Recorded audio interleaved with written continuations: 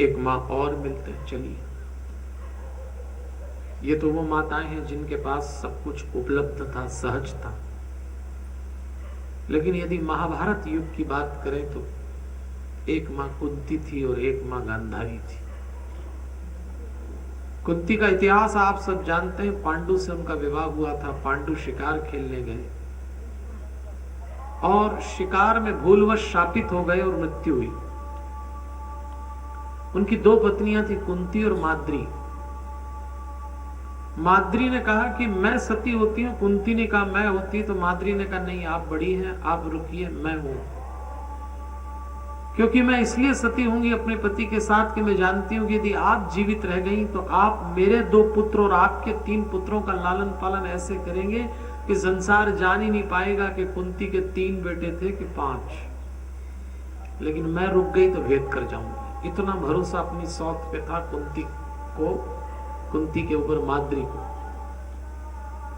और उस कुंती ने जब ये 5 बच्चे तैयार किए, युधिष्ठिर, भीम, अर्जुन, नकुल और सहदेव। संसार जानता है सज्जनों देवियों, धर्म के प्रतीक हुए ये बच्चे।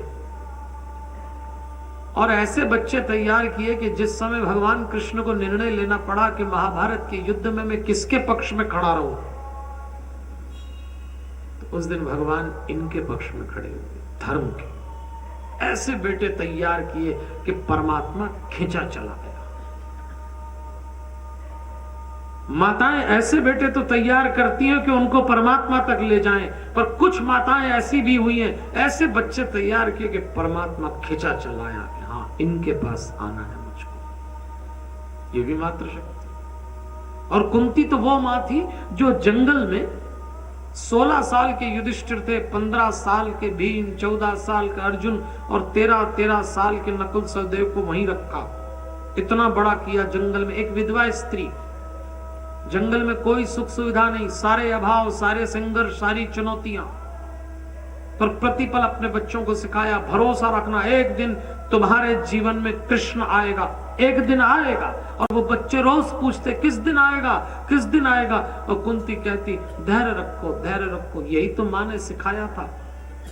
आज हमें अपने बच्चों को ये सिखाने में पसीना आ जाता है, पर एक बात सिखाइए, परमात्मा होने का अर्थ नहीं कि भगवान किसी रूप में मिल जाएगा।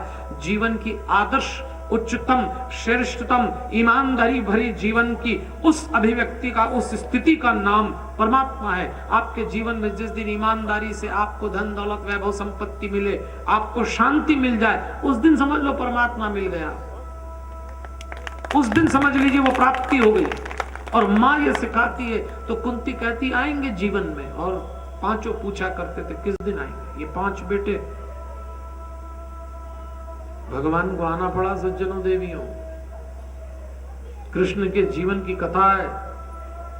जब द्वारका बसा लिया तो कृष्ण ने एक दिन कहा कि चलें हस्तिनापुर, तो बड़े भाई बलराम ने कहा तू क्यों बार बार दौड़ता फिरता है, हम ब्रज से चले, मथुरा आ गए, मथुरा से चले द्वारका आ गए, द्वारका से हस्तिनापुर क्यों जाना चाहता। तो कृष्ण ने कहा था लगातार अत्याचारी राजाओं की संख्या बढ़ रही है, जरासंध और दुर्योधन 2 ऐसी शक्तियां हो रही हैं, अधर्म ही अधर्म हो जाएगा। और दाऊ, धर्म की संस्थापना मैं और आप दोनों मिलकर नहीं कर सकते, हमें कुछ लोग चाहिए जो हमारे अभियान का प्रतिनिधित्व कर सके, और वो है पांडव। उन 5 लोगों के माध्यम से मैं धर्म की स्थापना करूंगा। और मैंने ऐसा सुना है कि कौरवों ने छल से उनको मार डाला, जला के, लेकिन मुझे भरोसा नहीं होता, मैं उनको ढूंढना चाहता हूं। अब आप देखिए क्या मां ने संतानें तैयार की कि परमात्मा ढूंढने निकला है। अरे भगवान को तो सारी दुनिया ढूंढती सज्जनों देवियों, लेकिन भक्त वो जिसको भगवान ढूंढने निकला।